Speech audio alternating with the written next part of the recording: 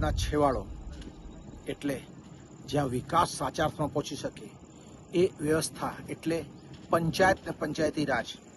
આ ભારતમાં પંચાયતી રાજ લાગુ થવા પછી પહેલીવાર એક એવી સરકાર ગુજરાતમાં આવી છે જે પંચાયતને આપેલા હક, પંચાયતને આપેલા એના અધિકારો, એને આવકના સાધનો એ બધું તરાપ મૂકીને અને પંચાયતને નબળા અને કમજોર કરી રહી છે.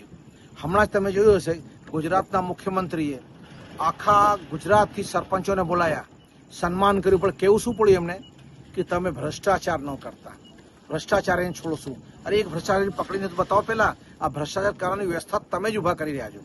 આજ મુખ્યમંત્રી પહેલા એ ધ્યાન જો બીજા ઘણા બધા રાજ્યોમાં જેમ છે એ પ્રમાણે ગુજરાતના સરપંચોને એને પગાર આપવો જોઈએ, સાથે સાથે એને ખર્ચા આપવા જોઈએ, અને પંચાયતના જે ખર્ચા છે એની જગ્યાએ એમનો ફંડ જ કંટ્રોલ કરી નાખ્યો તમે. આજ ગુજરાત ફાઇનાન્સ કમિશન છે એનો પ્લાનિંગ નથી, એનું ફંડિંગ પંચાયત સુધી પહોંચતું નથી.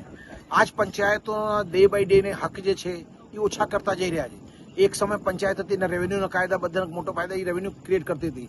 હમણાં એમાં ઘણા બધા વ્યવસ્થા એવી છે કે જે રાજ્ય સરકારે પોતાનો હસ્તક લઈ લીધો છે, જેના કારણે પંચાયતની આવક ઓછી થઈ ગઈ છે. પંચાયત ઉપર તરાપ મૂકવામાં સૌથી મોટો કોઈનો કન્ટ્રીબ્યુશન, કોઈનો અધિકાર યા કોઈને કર્યું હોય ગણવાનો હોય, કોઈને પર બ્લેમ કરવું હોય તો આ હાલની ભારતીય જનતા પાર્ટીની ગુજરાતની સરકાર છે. તમે એક વસ્તુ સમજો, પહેલા પંચાયતોના હક કેવું હતું કે પંચાયત એના વિસ્તારમાં સરપંચ હોય ત્યાં કોઈ પણ બીજો કોઈ ઇન્ડસ્ટ્રીયલ બીજો ગ્રોથ હોય, કોઈ ડેવલપમેન્ટ હોય, કોઈ લેન્ડ એક્વિઝિશન હોય તો પંચાયતનું પરમિશન લેવા પડતું હતું. આપણે બાજુમાં કાઠળા ગામ છે ત્યાં એર સ્ટ્રીપ હતી, એર સ્ટ્રીપ લાવવાની સરકારની એક યોજના હતી. આખા ગામે ગ્રામ સભાએ પંચાયતે રિજેક્ટ કર્યો પ્રપોઝલ, તો એ કલેક્ટરને પાવર દઈને અને ત્યાં એર સ્ટ્રીપ લાવવાની કોશિશ સરકાર કરી રહી છે. એ જ રીતે બાજુમાં બાળા ગામ છે, ત્યાં પણ આ જબરજસ્તી એક પોલ્યુશન વાળો પ્લાન્ટ નાખી દેવામાં આવી રહ્યો છે. આ સામાન્ય પંચાયત પાસે કોઈ રાઇટ નથી રહી ગયો, અને પછી સીએમ પોતે કે ભ્રષ્ટાચારનો ન થવો જોઈએ.